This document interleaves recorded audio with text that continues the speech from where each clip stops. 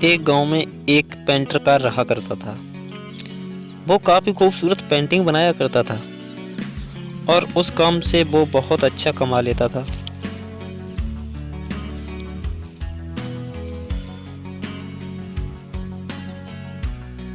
उसे एक बेटा हुआ था।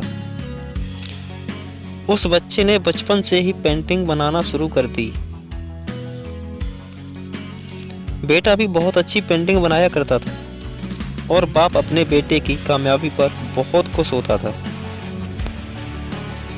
लेकिन हर बार बेटे की पेंटिंग में कोई ना कोई कमी निकाल दिया करता था।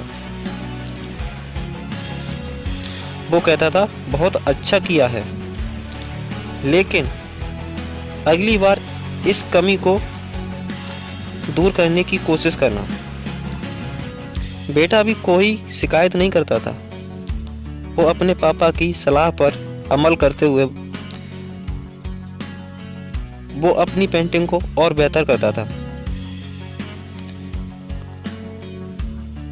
इस लगातार सुधार की वजह से बेटे की पेंटिंग बाप से भी अच्छी बनने लगी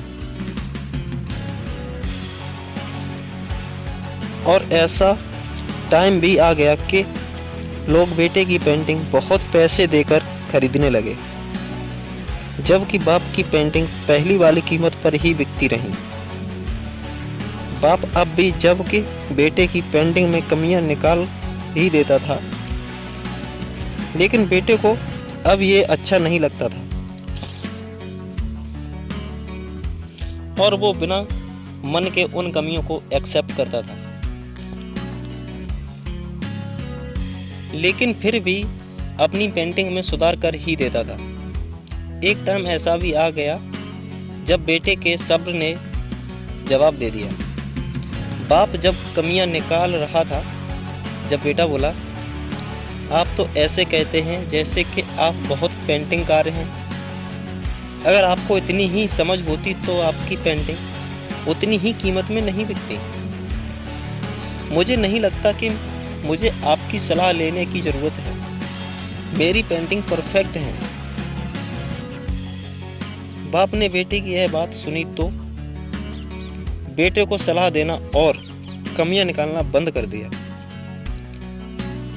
कुछ महीनों लड़का खुश रहा, लेकिन फिर उसने नोटिस किया कि लोग उसकी पेंटिंग की उतनी तारीफ नहीं कर रहे जितनी कि पहले किया करते थे, और उसकी पेंटिंग के दाम बढ़ना भी बंद हो गए।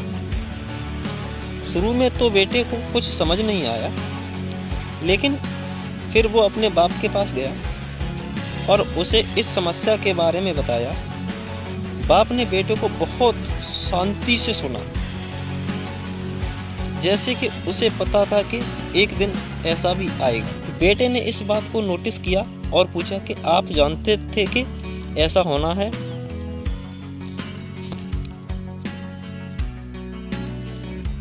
बाप ने कहा कि हाँ, क्योंकि ऐसा कई साल पहले मैं भी इस हालात से टकराया था।